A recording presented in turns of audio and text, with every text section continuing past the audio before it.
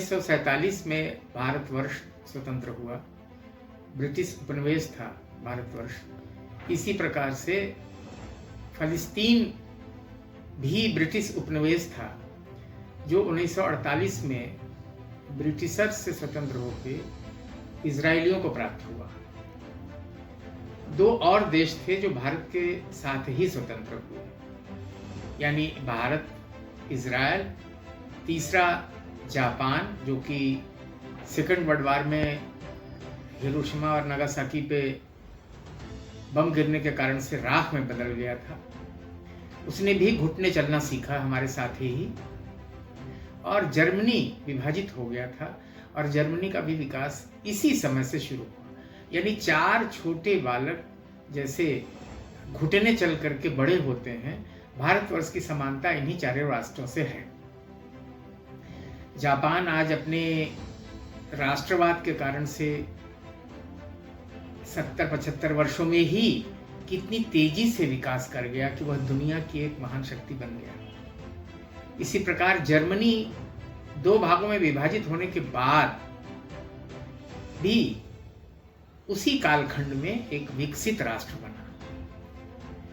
Israel को British उपनिवेश से मुक्ति मिलने के बाद इजरायलियों को सौंपा गया और वो उन्होंने अपनी उसको राजधानी 400 वर्षों के बाद बनाई। भारत 1947 में स्वतंत्र हुआ और वह उसका नेतृत्व उतना प्रयास नहीं कर सका जितना यह तीनों राष्ट्र विकसित हुए। भारतवर्ष से एक समानता इजराइल की यह है कि 1947 में भारत स्वतंत्र हुआ और 1948 में इजराइल बना। एक बात और है कि इजराइल का जो इस समय युद्ध की स्थिति आ गई है, उसके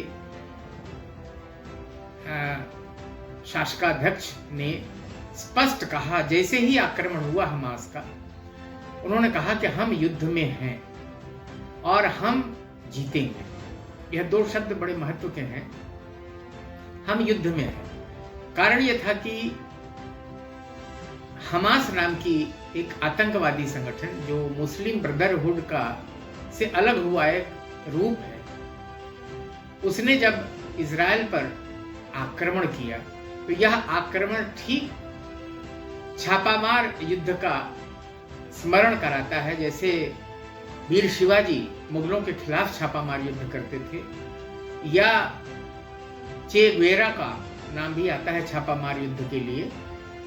यह छापामार युद्ध के स्थान पर 1967 के बाद शायद दूसरी बार इजराइल पर इतना बड़ा आक्रमण हुआ है, जिसमें इजराइल के जान माल का और उसके संपत्ति का नुकसान ही नहीं हुआ है, बल्कि एक बहुत गहरा सदमा लगा है इजराइल को कि उसके नागरिक बड़ी संख्या में मारे गए और वह उनके कब्जे में इस समय है अधिकांश नागरिक। अब इजराइल से यह फिलिस्तीन और हमास ये मांग कर रहे हैं कि उनके जो आतंकवादी इजराइल ने गिरफ्तार किए हैं उन्हें वापस किया जाए। यह युद्ध कोई नया नहीं है, यह संघर्ष पूरे विश्व पर प्रभाव डालने वाला संघर्ष है। लड़ाई यहां किसी जमीन के टुकड़े की कम, मजहब और रिलीजन की सबसे बड़ी है। 47 एकड़ का कुल क्षेत्र है ऐसा, गोलन हाइट जिसको कहते हैं। इस स्थान को इस्लामिक लोग भी पवित्र मानते हैं और यहूदी लोग भी पवित्र मानते हैं।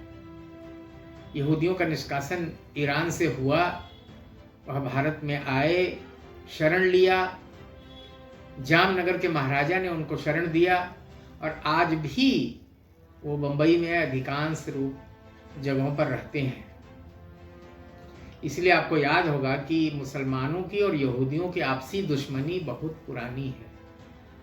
कुरान में ही लिखा हुआ है कि बनी इजराइल यह इस्लामिक लोगों के जन्मजात दुश्मन है और यह तथ्य स्पष्ट है कि यह दुश्मनी इस्लाम के मानने वाले लोग अक्सर निकालते हैं। आपको याद होगा कि जैसे ही इजराइल पे आक्रमण हुआ, मिस्र में वहां की पुलिस ने 2 यहूदी टूरिस्टों को तुरंत गोली मार दी। इस क्रोध में गोली मार दी कि उसे एक तो इस्लाम का पवित्र कार्य किया उसने, उसे जन्नत नसीब होगी, और यहूदियों को मारना उनका परम धर्म है। 2008 में जब मुंबई हमला हुआ था,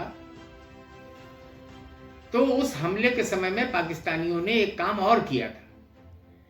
ताज होटल पर तो आक्रमण किया ही उन्होंने, उसके बगल में एक यहूदी कैफे था जिसको कि लियोपैड कैफे कहते हैं, उसमें भी पाकिस्तानी आतंकवादी घुसे और उन्होंने उस कैफे हाउस में गोलियां चलाई और अनेकों यहूदियों को मार दिया, जिससे उनको यह मान्यता मिले कि हम जो कार्य कर रहे हैं वह कुरान के अनुरूप कर रहे हैं, और उसके कारण से उन्हें जन्नत नसीब होगी।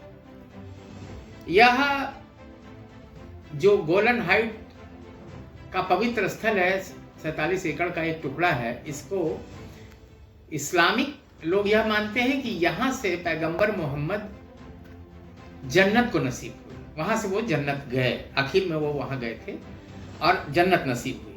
और टेम्पल ऑफ माउंट इसे यहूदी लोग मानते हैं। यह इतिहास है संपूर्ण रूप से इस दुश्मनी का। यह आक्रमण और यह लड़ाई दोनों की बहुत आगे जाएगी। 1-2 दिन में या 20-25 वर्षों में यह समाप्त होने वाली नहीं है, यह अनवरत चलने वाली लड़ाई है।